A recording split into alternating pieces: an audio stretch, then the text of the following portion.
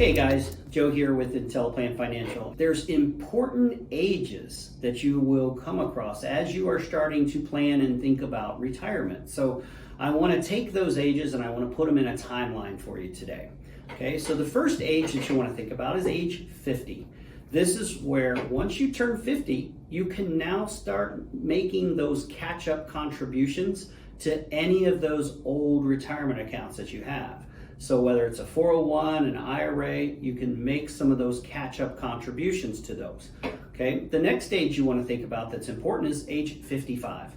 This is when you want to begin estimating what your retirement income is going to be. So start thinking about all the assets you have and how those assets are going to be turned over into retirement income. Okay. The next age that's important is 59 and a half.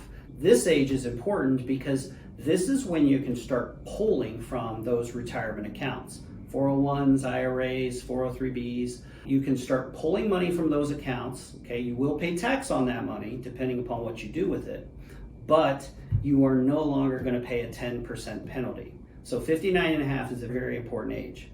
Okay, the next age that's important is 62. This is when you can begin taking your Social Security if you choose to. Now, I want to caution you, if you turn it on at 62, okay, you have limitations, meaning you're going to receive less income than if you waited. And if you are still working, you can only earn up to a certain amount when you've turned on Social Security at 62. So you can do it, but you want to make sure you understand the rules. Okay, now the next age is 65. This is when you become eligible to receive Medicare. So at 65, okay, now you have Medicare, which can help you with those healthcare costs that you're going to face. Now with Medicare, you have Part A, Part B, you have Advantage plans, you have supplemental plans. So that's when you want to start evaluating those plans and determining what's going to be best for you. Okay, the next is age 66. Okay, this is you're eligible now for full Social Security, but this is only if you were born between 1943 and 1954.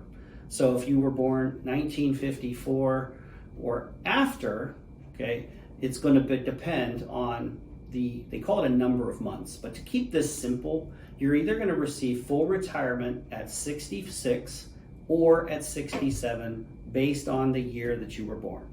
Okay, so those are important numbers. The next one is age 70. Okay, this is now where you can receive the maximum amount from Social Security.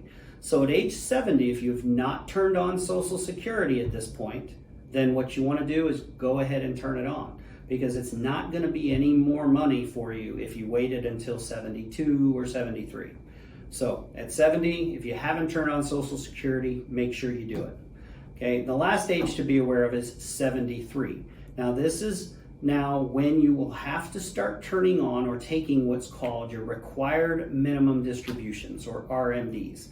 So that means if you have not been pulling from these retirement accounts yet, then you're going to be forced to. So there's going to be an amount you have to pull every year starting at age 73 and on from these accounts. You want to start thinking about all of these different ages and what is important from a retirement planning perspective based on that age timeline. Okay, so we can't remember each and every one of those ages just from this video. But if necessary, read the blog that's attached and make sure you print it out and keep a copy of it. Otherwise, you can also work with a financial professional who will help organize your financial plan based on these ages. If you don't have a financial professional you work with, reach out to us. We're more than happy to help you.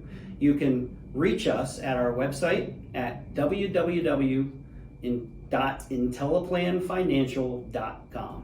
So we'll be happy to help you in any way that we can and provide you as much information to help make sure your retirement years are what you want them to be. So thanks again for watching, and we'll see you next time.